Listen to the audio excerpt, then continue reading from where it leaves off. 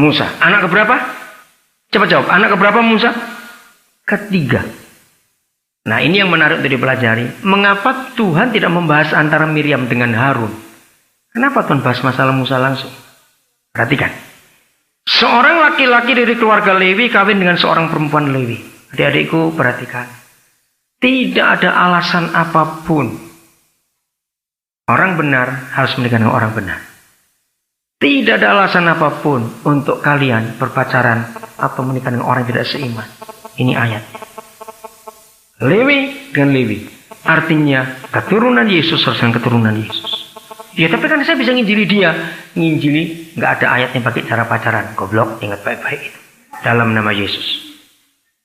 Jadi tidak ada sama sekali untuk pakai pacaran lewat penginjilan. Awas. Kalau memang ada jodoh itu untuk kamu, tunggu sampai dia bertobat dulu, jangan kau pengaruhi. Serius ini berkata. Ayat 2. Lalu mengandunglah ia dan melahirkan seorang anak laki-laki. Nah seterusnya. Nah saudara, mengapa ini yang menjadi tanya saya, kenapa baru Musa yang kau bahas di sini? Kenapa Harun Miriam yang nggak kau bahas? Nah jawabannya sungguh luar biasa. Pasal 1 kitab Keluaran menunjukkan penderitaan Israel karena penjajahan Firaun. Mereka menjerit kepada Tuhan. Nah ketika mereka menjerit kepada Tuhan, Tuhan sudah kenal Musa jauh sebelum Israel menderita. Lalu Tuhan berkata, inilah waktunya Musa lahir ke dunia. Karena dia sudah kenal Musa.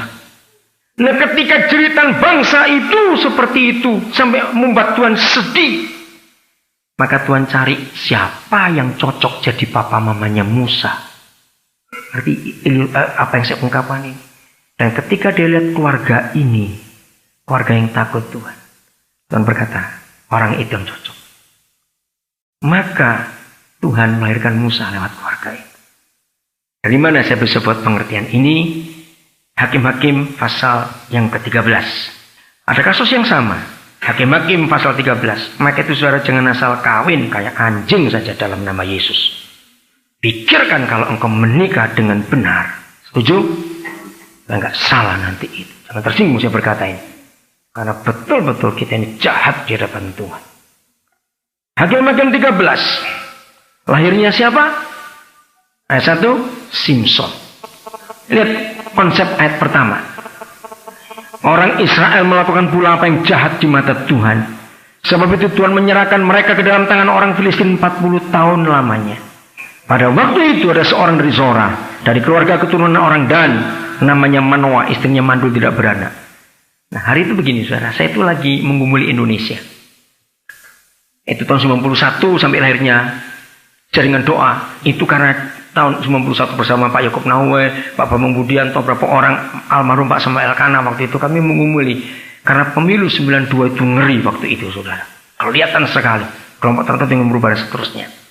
Nah terus saya cari ayat ini. Tapi begitu dapat saya tertawa sendiri. Coba lihat cara Tuhan berpikir. Ayat 1 jelas bagaimana Israel menderita. 40 tahun mengalami penyiksaan, penjajahan, perampokan semuanya itu. Tiba-tiba ayat 2 Tuhan ngomong ada keluarga mandul. Saya ngomong, Pak, urusannya apa keluarga mandul dengan bangsa menderita? Enggak ada hubungan. Betul enggak? Seharusnya kalau bangsa itu menderita ya carilah tentara, carilah pemimpin. Kok cari keluarga mandul, urusannya kemana? Nah itu cara saya kalau saya disusin apa di surga. Saya belak-belakan dengan dia. Karena dia dengan lembut berkata. Dan dia kamu perhatikan. Wah begitu dia tunjukkan rasanya saya kaget. Ternyata saudara, dalam seluruh sejarah perjanjian lama, dengarkan. Setiap kali ada sebuah bangsa yang menderita, yang Tuhan cari pasti suami istri. Ini saya baru terkejut. Hah? Itu contoh yang pertama, saya tunjukkan di Keluaran 2 tadi. Israel menderita karena Firaun. Dia nggak cari siapa-siapa, dia cari suami istri. Yang dia anggap cocok dan hidup pernikahannya benar. Saya terpukau dapat rahasia ini. Jadi, itulah Efesus 1 ayat 4. Di surga masih banyak orang-orang dikenal Tuhan. Sejak hari itu saudara, saya melarang orang Kristen pakai family planning atau KB. Jangan KB, awas kamu. Kalau pernikahanmu benar anak-anak Tuhan, mau punya anak 30-40 nggak apa-apa, benar, percayalah itu. Sebab 30-40 anakmu itu anak-anak hebat yang Tuhan sudah kenal di surga. Amin kan, cepat, jangan takut memberi makan mereka, nggak akan mati kelaparan. Tuh anak-anak hebat bisa cari makan sendiri, percayalah. Setuju firman ini, saudara? Nah, jadi masalahnya sekarang papa itu lagi cari pernikahan yang benar. Waktu sudah makin dekat. Sekarang ini masa makin gawat, saudara, dalam nama Yesus. Betul nggak? Ngeri keadaan dunia saat ini. Jadi Tuhan ingin segera yang masih ada di surga sisa itu cepat dilahirkan semua ke dunia. Bayangkan kalau semua anak yang kau lahirkan karena pernikahanmu benar. Sehebat Musa, sehebat Simpson, sehebat Yeremia, semuanya itu.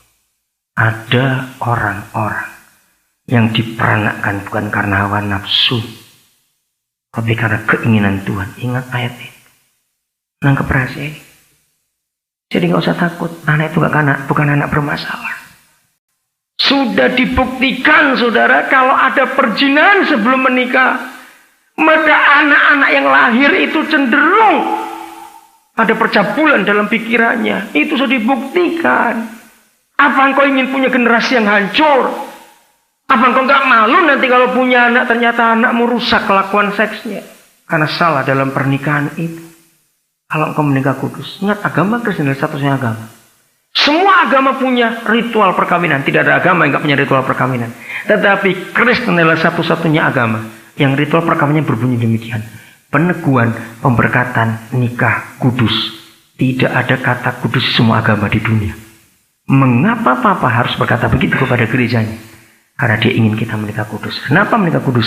Yang tidak menyentuh sebelum diberkati. Simpan firman ini. Kejadian 1:28. Menangkap sekarang keluarga mandul karena dipandang Tuhan baik, jadi papa mama yang cocok. Contoh terakhir untuk kasus ini sebelum saya akhiri dengan Yeremia. Maaf saya terlambat 10 menit. Kita lihat secara Lukas 2 ayat 51, saudara. Nah, biarlah ini menjadi penyimpul dalam hal saat ini supaya kita mengerti betul apa yang Tuhan inginkan soal cinta dengan keturunan. Kita harus selalu menyebutkannya bersama-sama.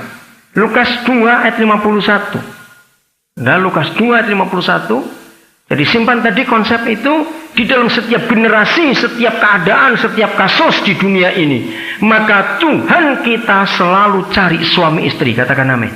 Selalu suami istri yang dia cari supaya dititipi. Saya pernah diskusi dengan dia waktu itu setelah Simpson dan Musa.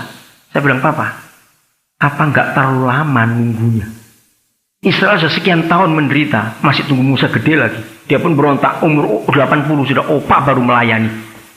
Betul nggak saya berkata begitu? Israel sudah menderita 40 tahun, tunggu Simpson lahir, tunggu lagi di umur sekian puluh tahun. Apa nggak kelamaan? Apa jawaban dia? Maka itu kamu harus menikah dengan benar, supaya sudah melahirkan keturunan yang lain. Masih banyak di surga yang belum ketemu siapa papa mamanya di dunia ini. Renungkan itu baik-baik. Lukas 2:51 begini. Lalu Yesus pulang bersama-sama mereka, jelas Maria dengan Yusuf, ke Nazaret, dan tetap hidup dalam asuhan mereka. Renungkan. Kalau seorang Yeshua HaMasyiah, anak kudus, anak Tuhan, itu perlu asuhan papa mama. Mengerti rahasia ini, saudara? Apalagi kita. Maka pulanglah dia ke Nazaret dan tetap hidup. Jangan lupa kata tetap hidup dalam asuhan mereka. Tahun 80-an Amerika punya istilah jahat sekali dan itu dipakai oleh dunia, tapi hanya bertahan 6 tahun istilah itu. Single parents. Saudara, ketika saya di Amerika tahun 80-an awal itu melihat kata itu, saya nek sekali. Jahat ini kalau single parent. Anak itu mau jadi apa? 6 tahun kemudian lebih radikal, lebih kurang ajar. Nggak ada lagi single parent sampai hari ini, single mother. Mama tunggal. Kenapa? Karena banyak alasan. Di antaranya karena free sex, nggak saling cinta, hamil, jadi korban. Anak nggak tahu siapa bapaknya. Kalau Yesus saja perlu ayah ibu di dunia, apalagi kita manusia. Nah, sekarang dunia sudah melegalkan hubungan homoseksual lesbian untuk bisa ngadopsi anak. Mau jadi apa itu anak-anak nanti? Nah, setan merusak hukum ini. Maka kalau Kristen tidak benar, kepada siapa dunia akan menyontoh? Betul nggak, saudara? Kepada siapa? Ingat adik-adikku, di dunia ini korban cinta pasti perempuan. Nggak ada korban cinta laki-laki. Ingat itu baik-baik. Betul nggak saya ngomong ini? Tapi gobloknya perempuan kok gak habis-habis itu, saya heran juga. Dalam nama Yesus engkau dengar ini. Jaga dirimu. Karena Tuhan ingin melahirkan keturunan luar biasa. Anak laki-laki engkau jaga diri. Jelas sekarang? Oke. Bagian terakhir kembali ke Yeremia 1. Supaya dua fase yang berikut selesai. Yeremia 1 ayat 5. Jadi sebelum anak-anakmu nanti lahir, saudara. Apa sudah siap-siap keturunanmu nanti? Maka itu kalau engkau menikah dengan benar, engkau akan berkata seperti Daud. Engkau sudah berfirman kepada aku, Tuhan, dalam masa yang masih jauh, akan ada serentetan manusia. Jangan sekali-kali engkau melanggar hukum kekudusan Tuhan. Tidak ada seks sebelum pemberkatan. Katakan setuju. Lalu saya ulangi lagi. Tidak ada seks sebelum pemberkatan pernikahan. Setuju? Pegang itu baik-baik. Karena ketika engkau berlutut di hadapan Tuhan pada hari pernikahanmu, itu bukan cuma sekedar tradisi atau upacara lalu engkau saja suami istri, tidak. Tuhan hadir pada pernikahanmu, dikuduskan benihmu para suami, dikuduskan kandunganmu para istri. Dan karena engkau kudus, akan kelahiran anak-anak kudus dalam pernikahan. Disitulah cinta baru dimulai. Sebelum itu tidak ada. Fase kedua, masih ayat 5, Yeremia 1. Dan sebelum engkau keluar dari kandungan, jadi papa mama sudah menikah dan mama sudah mengandung. Apa yang Tuhan buat? Coba baca. Dia telah bagaimana terhadap kandungan itu? Telah menguduskan engkau. Inilah anak-anak yang tidak bermasalah seumur hidupnya. Katakan amin. Inilah anak-anak yang gak perlu doa kelepasan, gak perlu training, gak perlu soal kitab. Sudah baik dari sononya.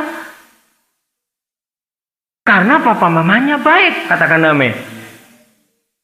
Luar biasa. Maka itu jangan takut punya 30-40, jangan takut, bener. Nanti orang ngomong apa, gak peduli, pokoknya itu anakku sendiri kok ngomong apa. Bukan mereka ngasih makan. Oh, saudara, luar biasa anak-anak seperti ini. Yang ketiga, nah ini dia. Ini yang saya kagum. Banggalah setiap orang tua kalau anak-anaknya, saya pakai istilah Indonesia, punya SK, punya suatu keputusan dari surga. Lihat kata lema terakhir fase ketiga. Aku telah menetapkan engkau. Nah, kata menetapkan ini, saudara, keputusan kekal Tuhan yang gak bisa dirubah oleh apapun juga. Jadi kalau engkau menikah dengan kudus karena pacaranmu kudus dan tidak ada cinta sebelum diberkati, maka setiap anak yang kau lahirkan, masing-masing anak itu sudah punya SK di kerajaan surga. Anak pertamamu jadi ini, anak keduamu jadi ini, anak ketigamu jadi terus begitu, keempat sampai ke-40 jadi ini, 41 jadi ini, terus punya lagi terus, sudahlah, sampai berhenti sendiri nanti. Amin. Enggak usah takut, karena punya SK. Nah, SK-nya beda-beda. Kalau Yeremia dikatakan menjadi nabi, oke, itu Yeremia. Tapi saudara, wilayah kerjanya saya temukan hebat. Kalimat terakhir itu berlaku untuk semua keturunan yang kudus, katakan amin. Di mana wilayah kerja anak-anakmu nanti? Bagi bangsa-bangsa. Bukankah ini pembuat sejarah? Kalau ada di bangsa-bangsa, luar biasa. Nah, ada apa dengan cinta? Maka jawabnya, ada anakmu nanti. Mati dengan goblok-goblok kamu dari sekarang ini. Oke, saya serahkan.